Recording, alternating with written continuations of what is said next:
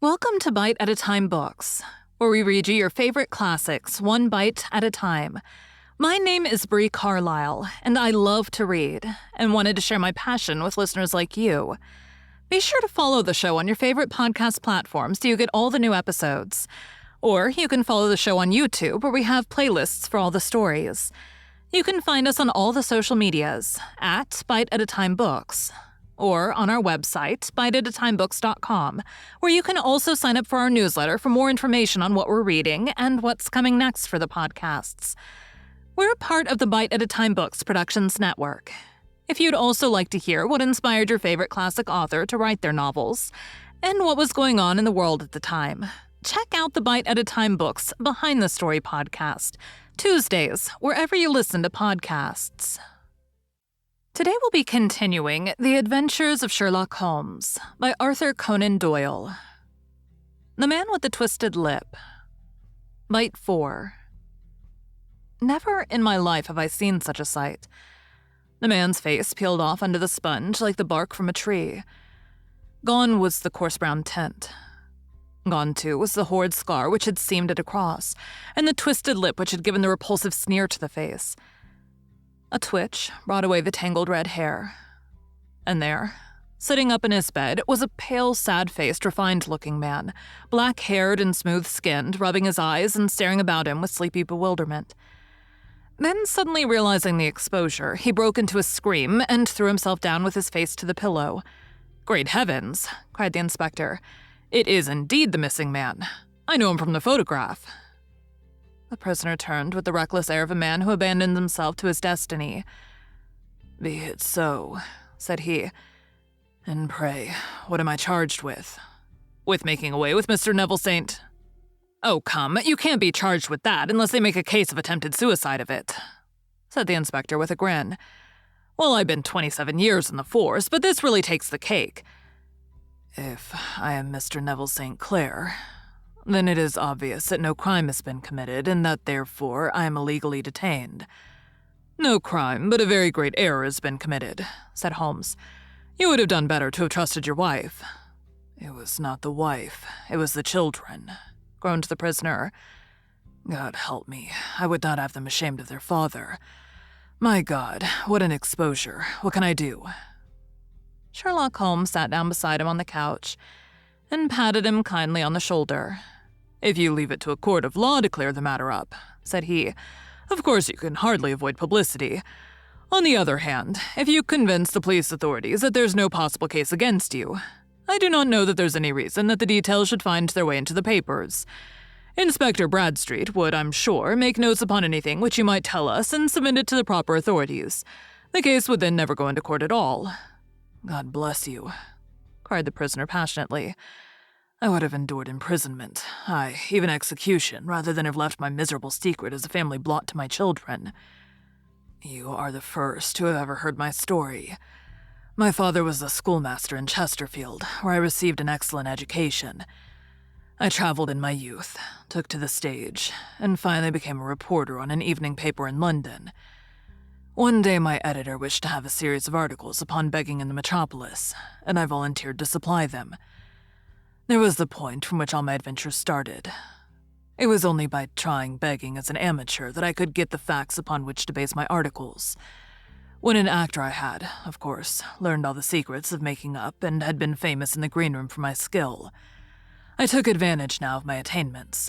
I painted my face, and to make myself as pitiable as possible, I made a good scar and fixed one side of my lip in a twist by the aid of a small slip of flesh-colored plaster.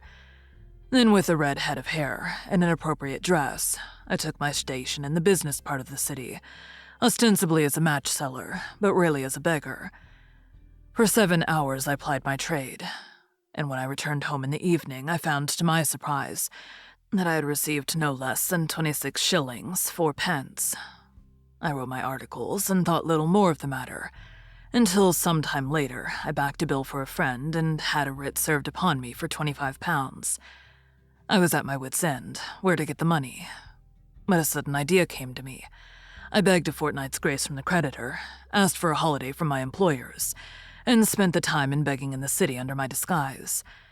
In 10 days, I had the money and had paid the debt. Well, you can imagine how hard it was to settle down to arduous work at £2 a week, when I knew that I could earn as much in a day by smearing my face with a little paint, laying my cap on the ground, and sitting still. It was a long fight between my pride and the money, but the dollars won at last, and I threw up reporting and sat day after day in the corner which I had first chosen, inspiring pity by my ghastly face, and filling my pockets with coppers. Only one man knew my secret. He was the keeper of a low den in which I used to lodge in Swandam Lane, where I could every morning emerge as a squalid beggar, and in the evenings transform myself into a well-dressed man about town. This fellow, a Lascar, was well paid by me for his rooms, so that I knew that my secret was safe in his possession. Well, very soon, I found that I was saving considerable sums of money. I do not mean that any beggar in the streets of London could earn £700 a year, which is less than my average takings.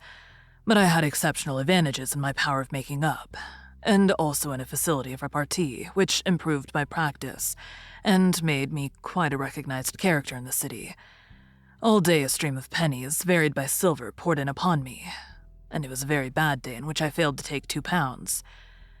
As I grew richer, I grew more ambitious, took a house in the country, and eventually married without anyone having a suspicion as to my real occupation.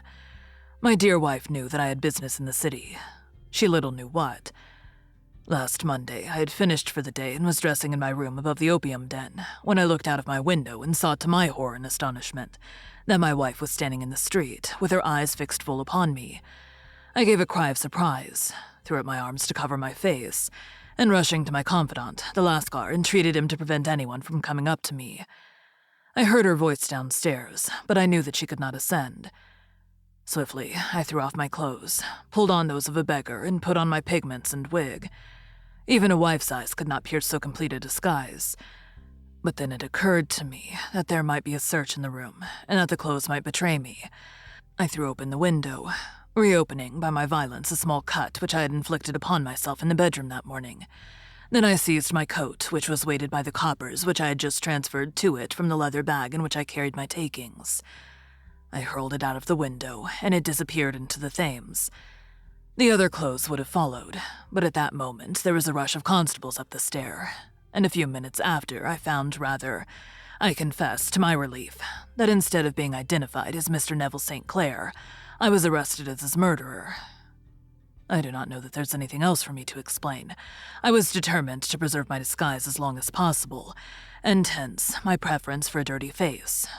Knowing that my wife would be terribly anxious, I slipped off my ring and confided it to the Lascar at a moment when no constable was watching me, together with a hurried scrawl, telling her that she had no cause to fear. "That note only reached her yesterday," said Holmes. Good God, what a week she must have spent.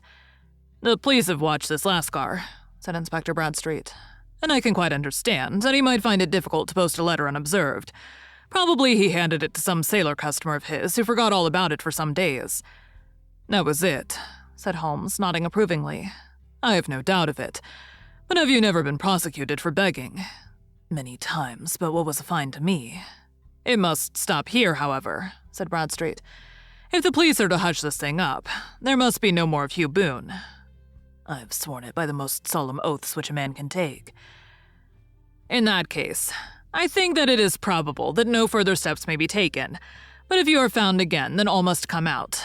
I am sure, Mr. Holmes, that we are very much indebted to you for having cleared this matter up. I wish I knew how to reach your results." "I reached this one," said my friend, "by sitting upon 5 pillows and consuming an ounce of shag. I think, Watson, that if we drive to Baker Street, we shall just be in time for breakfast."